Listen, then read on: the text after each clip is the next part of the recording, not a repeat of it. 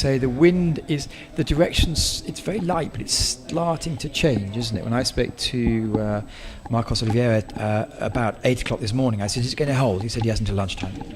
Yeah, well, hopefully it can maintain the direction it is for the end of these finals. So Peter Fuchsa, he's 19 years old, and he's the younger brother of Martin, who we just seen, with Coronet game for the Czech Republic. Of course, it's a lineup for the C2 1000 men, the final, and we do have some quite big names going forward in this. It's good to see we have some Olympians. Here he is. He's his first international event. Father was international, grandfather international, and so he's keeping it going. Hungarians looking to put forward a good team. We have they're in the same club, but they're not the same family. So Helder Silva and Nuno Silva. Helder Silva obviously was a very accomplished C2 100 metre paddler, but obviously that doesn't really come into it anymore. And here we go, we have Olympians. They came sixth in the Olympians, just in your picture there. We'll come back to them in a minute. Spain with a young team. They looked good yesterday. They won. I suppose the pedigree team here is Janček and Mishek, who took to third place in the Olympic Games. Diaz and Chicago also from Colombia, with Spain and Portugal that we haven't quite had time to see. But going back to the Cubans, it was a case of Sergio Torres, who's 30 years old, Fernando Jorge, who's 18 years old. They are really pushing across the generations, but it must work for them. That's right. I think having that experience, it looked like they've had a false start there. That's the first one today. We only saw, I think, one yesterday. So the starters obviously doing a first-class job here. The problem about these the canoes is it's not like a slalom boat. You can't turn it so easily, can you? No, that's right. And also being in a C2, it's a little bit more difficult. So they have to paddle back round. Sometimes that's good to get the nerves out, but also it can put some people off. And then often we'll hear the speaker saying, "Hurry up, gentlemen, we're on live television," as if they give a damn. All they want to do is get a good start, a good middle, a good finish, as the Polish team say. And that's just a good race. Exactly. No, Beata Mikulajczyk, if you're watching, that's all she said. For the last 5 years I've been doing this, every single race, whether she's... and she speaks really good English, it's so annoying. Good start, good middle, good finish. What happened there? I couldn't quite tell, actually. Well, the Portuguese got off to a staggering start. So the way it works is what happened. Do they have an official warning? Yeah, so it's one false start per boat. And then you go home. Yeah, I think if you're second false start, then disqualification. But I mean, it's very difficult to false start with sitting in a gate, because the gate won't go down until the gun is gone. So it's almost certain. I mean, I think I had issues in Copenhagen, but obviously that's another story. Yeah. Here we go. They're lining up in the last live TV event of today. Thank you so much for watching. Lisa Carrington from New Zealand has very kindly stepped up. And why she stepped up to the mark? Because you're not competing today. You've been out in the boat, and it's very kind to watch as you saw your compatriot putting a spellbinding performance in the 500 meters. So that's something to celebrate. And you'll be in the are you in the bow of the boat next weekend?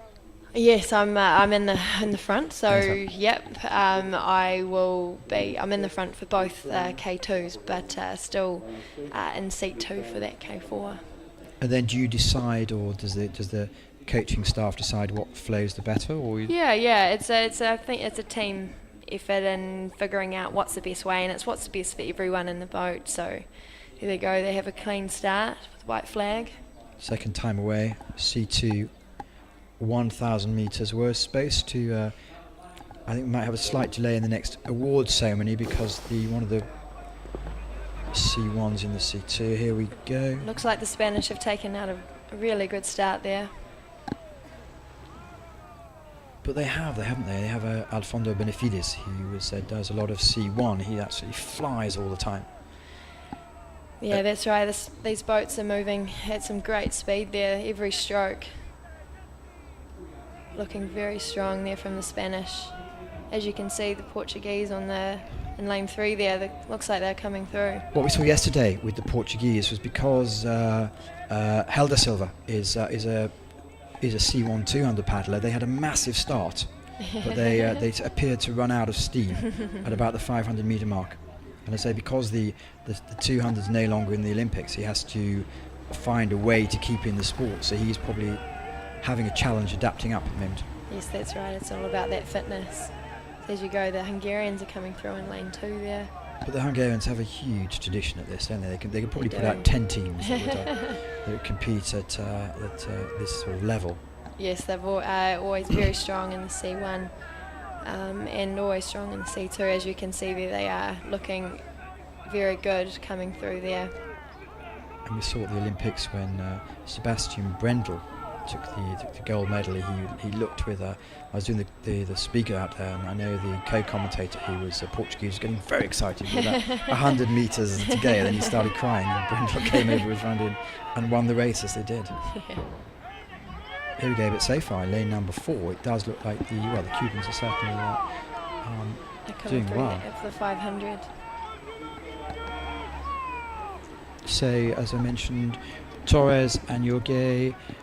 Torres in the front has already 5 World Championship medals. He won the gold in C2 1000 in, obviously with a different partner, because he'll be only 6 years old, in 2005 and 2007.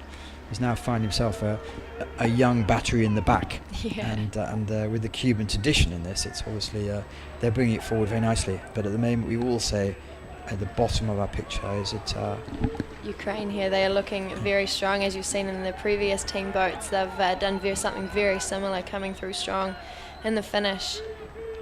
They are 3rd in the Olympic Games, and they had a win last year also in Duisburg, and they have very smart hats on, so they should I think they're going to come forward very well. Do you know why they wear them? Is it because the Senegalese wear these very smart blue and white ones? Some wear caps. There's no aerodynamic reason why you wear a cap. Maybe they've got long hair, who knows.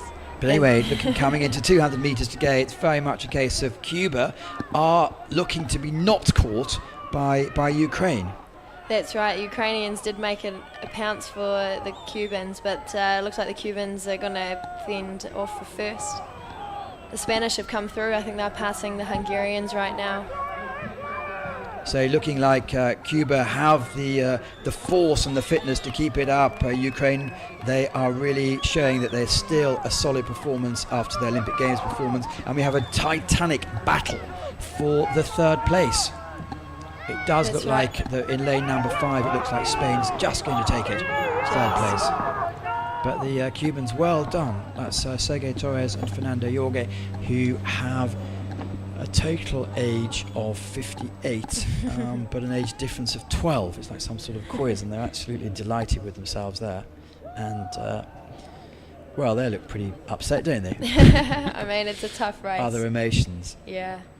No, I mean, they paddled well. They came through. They weren't anywhere near the lead in the start of that race, so I have to ask them what their tactics were. And as a lot of the Olympians, we've talked about a lot of them, they have had either exhaustion time off or mental rehabilitation or for different reasons. They just wanted to chill a little bit after Olympic year, isn't it? Yeah, that's right. It's so important to have a break. It's seen as a 4-year cycle, so every year building up and up and up.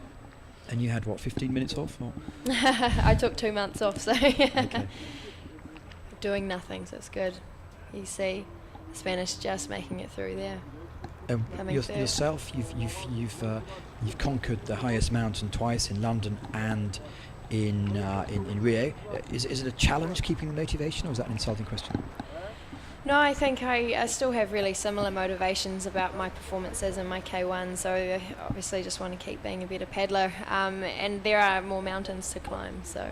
And you keep ringing gongs back in New Zealand. Is your profile going through? If you walk down the street, can you walk down without being mobbed? Yeah, I think New Zealanders, we are pretty quiet, shy, humble people, so we may point and stare, but still recognition. So these are great pictures. Look at this. This shows the whole course. So on the right hand side you have the warm-up lanes. Halfway down you have the link into the 500 meters. Torres and Jorg take the gold for Cuba in 3:30. Janchuk and Mischuk take the silver for Ukraine, and Mutan Martin for Spain. They just held out the Hungarians to take the 3rd position. So that's really good good work here today. And looking back on a conclusion, it's probably unfair to ask the highlight for you. Apart from the 500-meter women, the conditions certainly very favourable. On the left-hand side, look, you can see where the road is. The idea 7 years ago, they planted some bamboo trees. Plants, but unfortunately you need to water them, and